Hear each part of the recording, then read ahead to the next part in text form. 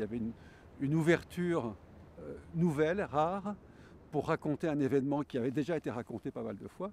mais qui nous permettait tout d'un coup de le regarder sous un autre angle, qui est celui du fond de l'eau, du fond de la mer avec les épaves, avec Sylvain Pascot, qui est quand même l'initiateur de l'idée.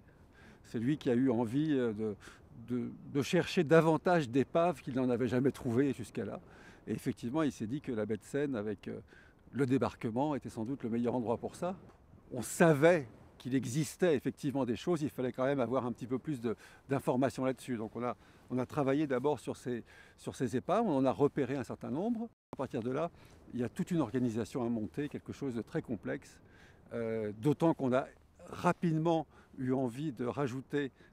à l'exploration sous-marine, j'allais dire l'exploration humaine, c'est-à-dire les vétérans, les gens qui ont vécu cette histoire, qui aujourd'hui, à 90, 91, 92 ans, étaient non seulement capables de raconter leur histoire, avaient envie de le faire, parce qu'ils n'ont pas tous envie, mais avaient aussi envie parfois d'aller un peu plus loin et de vivre une autre aventure qui consistait à venir nous voir sur le bateau et éventuellement à plonger avec l'un des sous-marins de l'expédition pour aller voir l'épave. C'est assez émouvant parce que ces gens ont tout d'un coup des mots que leurs enfants ou leurs petits-enfants ou leurs femmes qui étaient là aussi avec eux n'avaient jamais entendus. Et du coup donnaient beaucoup d'émotion à ces moments de mémoire qui revient et qui s'exprime. Et là peut-être que c'est l'occasion de faire une sorte de dernier récit. Et c'est cette conjonction entre les époques, entre aujourd'hui et hier, avec des personnages qui peuvent nous raconter l'histoire de l'épave, qui a permis, je pense, de donner une sorte d'ossature au film. Le débarquement, finalement, c'est presque devenu une sorte d'image iconique. Et en fait, en travaillant sur cette histoire, sur le dossier du débarquement, on s'aperçoit que c'est beaucoup plus long, aussi bien en amont qu'en aval. C'est-à-dire qu'il y a une période de préparation qui est très très longue, qui est très complexe, qui fait ressortir là effectivement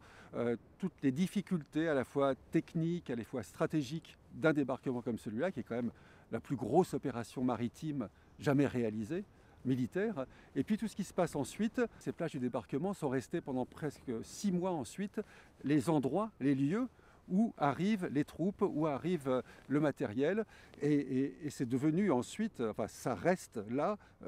un champ de bataille. Alors ce qui est assez surprenant lorsqu'on regarde de près cette histoire, c'est non seulement l'ampleur évidemment de l'opération elle-même, mais c'est aussi tout ce qui a été inventé pour cette opération. Et on s'aperçoit que le débarquement est une sorte de grande foire technologique de l'époque, évidemment, où l'on a tenté de mettre au point les outils qui permettraient de débarquer. Parce que ce n'est pas uniquement un problème de transport, c'est aussi un problème d'arrivée. Comment faire pour que, en quelques heures, on puisse débarquer 250 000 personnes, par exemple. Donc pour ça, il y a des embarcations en particulier qui ont été imaginées à l'époque pour le débarquement. Et ces embarcations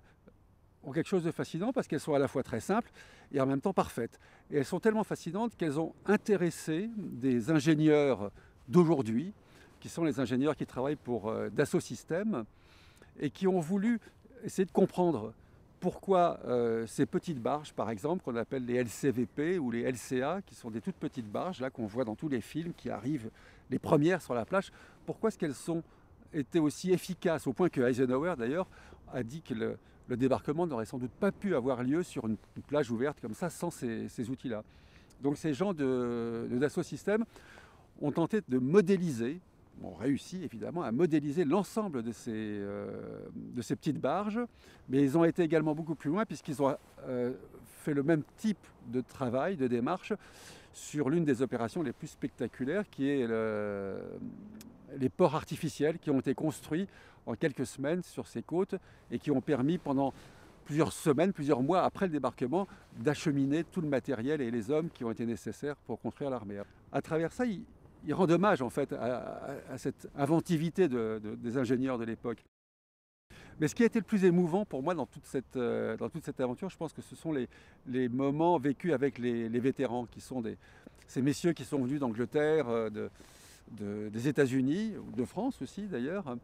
et qui, à travers leur expérience, disons, et à travers l'expérience vécue avec nous, ont pu faire revivre tous ces moments difficiles, je pense, qu'ils ils ont été émus, ils ont pleuré, ils ont retrouvé quelque chose qui était peut-être très lointain, qui était peut-être enfoui en eux, qu'ils avaient gardé